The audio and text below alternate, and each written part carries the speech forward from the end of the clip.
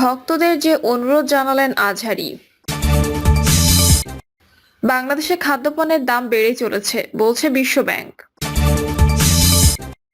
আওয়ামী লীগ নিয়ে যে বার্তা দিলেন কায়কোবাদ। এবং সর্বশেষ জানাবো সিন্ডিকেটের থাবায় নওগাঁ ভরা মৌসুমে চড়া চালের দাম। শুনছিলেন সংবাদ শিরোনাম, এবারে বিস্তারিত। ভক্তদের যে অনুরোধ জানালেন আজহারী। কক্সবাজারে পেকুয়ার প্রোগ্রামে লাখো জনতার ভিড় ঠেলে স্টেজে উঠতে প্রায় ঘন্টাখানেক সময় লেগেছিল। প্রোগ্রাম শেষেও হয়েছিল ঠিক একই অবস্থা। এভাবে চলতে থাকলে হয়তো নিরাপত্তার স্বার্থে তার পক্ষে আর বড় পাবলিক ইভেন্টগুলোতে যোগদান করা সম্ভব হবে না, এমনটি জানিয়েছেন মাওলানা মিজানুর রহমান আজহারী। রাতে নিজের ভেরিফাইড ফেসবুক পেজে এক পোস্টে তিনি এসব কথা লেখেন। তিনি লেখেন, আমি কুরআনের একজন নগণ্য ছাত্র, আপনাদের দ্বীনী ভাই। দয়া করে আমার প্রতি একটু ইহসান হন।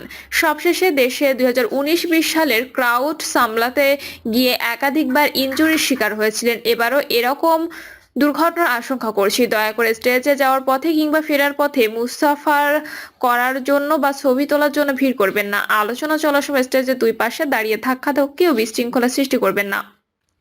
মাওলানা মিজানুর রহমান লেখেন, প্রতিটি প্রোগ্রামে মূল প্যান্ডেলের বাইরে আলাদা মাঠে একাধিক সুবিশাল এলইডি স্ক্রিন থাকবে। আমাকে সরাসরি দেখতে না পেলেও এলইডিতে দেখার সুযোগ থাকছে। আইন শৃঙ্খলা বাহিনীর সাথে অযথা ঝামেলা জড়াবেন না। সেফ এন্ট্রি এবং সেফ এক্সিট নিশ্চিতকরণে আয়োজকদের সব দিক নির্দেশনা মেনে চলুন। আজহারী লেখেন, অতি আবেগী হয়ে কুরআনের মাহফিলের পরিবেশ নষ্ট করা কাম্য নয়। কুরআন প্রেমীরা স্মার্টলি সবকিছু হ্যান্ডেল করতে পারে। দয়া করে দায়িত্বশীলতার পরিচয় দিন। আপনাদের আন্তরিক সহযোগিতা ছাড়া এত বড় আয়োজনগুলো সফলভাবে সম্পন্ন করা অসম্ভব। তিনি আরো লেখেন, আমি আল্লাহর জন্য আপনাদেরকে ভালোবাসি এবং এটা বিশ্বাস করি নিশ্চয়ই আপনারাও আল্লাহর জন্য আমাকে ভালোবাসেন। আপনাদের এই উষ্ণ ভালো লাগা আমি দূর থেকে ভীষণ অনুভব করি। কিন্তু আমরা সবাই যদি কাছে এসে মুসাফাহা করতে চাই, কথা বলতে চাই, ছবি সংরক্ষণ করতে চাই, তাহলে আল্লাহর জন্য ভালোবাসার এই দাবি পূরণ করা আমার জন্য কষ্টকর হয়ে যাবে।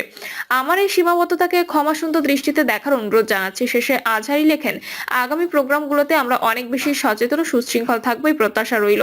সবাই ভালো থাকুন, সুস্থ থাকুন। শীঘ্র আপনাদের সাথে দেখা হচ্ছে আপনাদের প্রাণের বিভাগে, ইনশাআল্লাহ।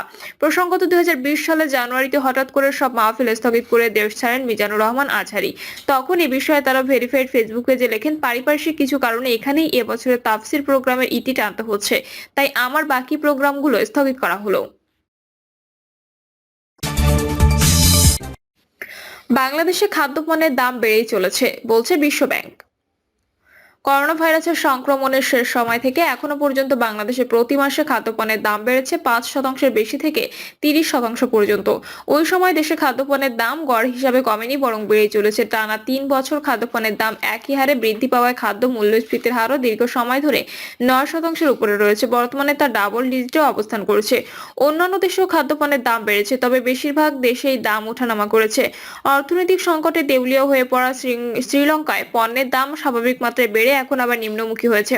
ফলে ওই সব দেশে খাদ্য মূল্যস্ফীতির হারও কমে আসছে, কিন্তু বাংলাদেশে টানা খাদ্যপণ্যের দাম একই হারে বেড়ে চলেছে। পাশাপাশি বাড়ছে খাদ্য মূল্যস্ফীতির হারও।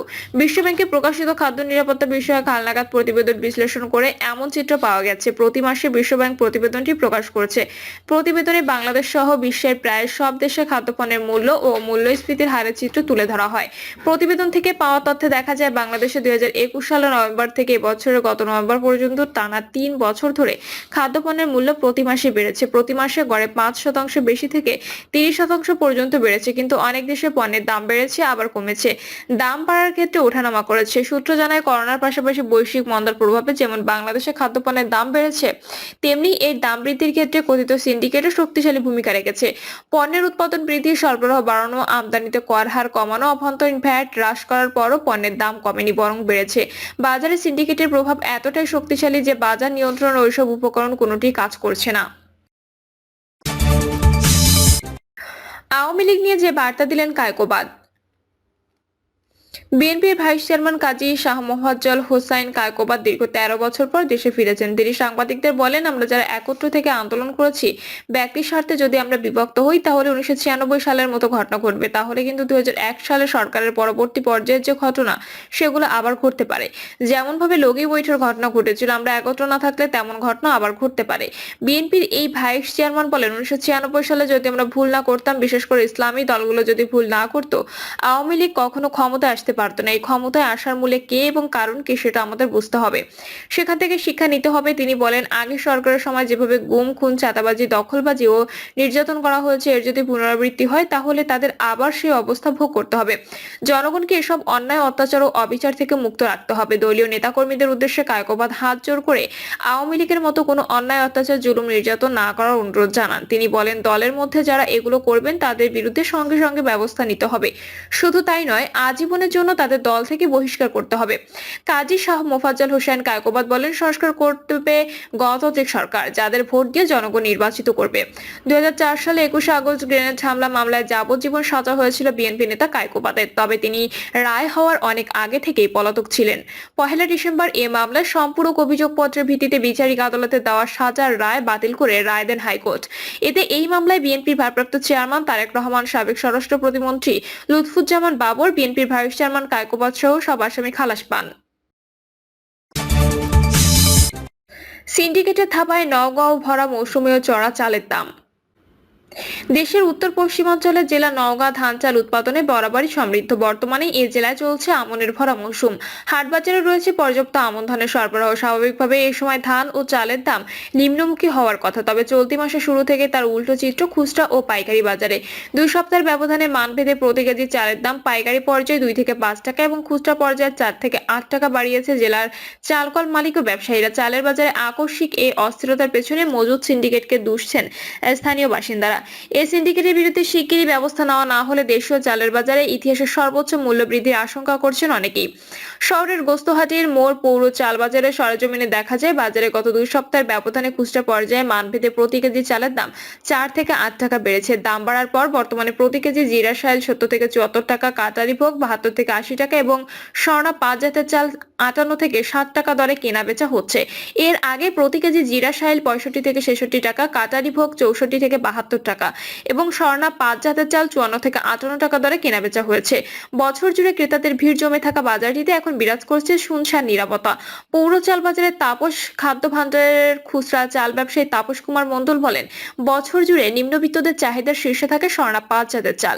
বিত্তবান ও মধ্যবিত্তদের খাদ্য তালিকায় কাটারি ভোগ ও জিরা সাইল চাল সবসময় থাকে। এই 3 শ্রেণীর মধ্যে বিত্তবানরা সচরাচর খুচরা বাজারে আসেন না। বাকি 2 শ্রেণীর ক্রেতা নিয়ে ব্যবসা চসল রাখতে হয়, অথচ তাদের বেশিরভাগই চাল কেনা বন্ধ করে দিয়েছে।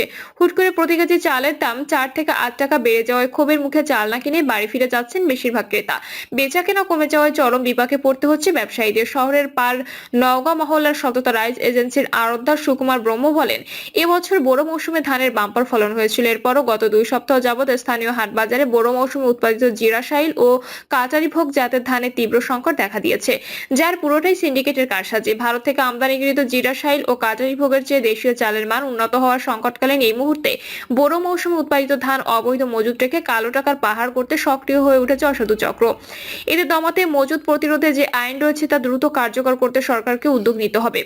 নওগাঁ জেলা চালকল মালিক গ্রুপের সাধারণ সম্পাদক ফরাদ হোসেন চকদার বলেন, দেশীয় অভ্যন্তরীণ খাদ্য মজুদ পরিস্থিতি স্মরণকালের সবচেয়ে ভয়াবহ পর্যায়ে রয়েছে। মূল্যস্ফীতির প্রভাবে পার্শ্ববর্তী দেশগুলো থেকে চাল আমদানি করেও সুফল মিলছে না, তাই চালের বাজারে ক্রমাগত অস্থিরতা বেড়ে চলেছে। সংকটকালীন এই মুহূর্তে দেশের স্বার্থে অবৈধ মজুতদারদের প্রতি প্রশাসনের নজরদারি বাড়াতে হবে।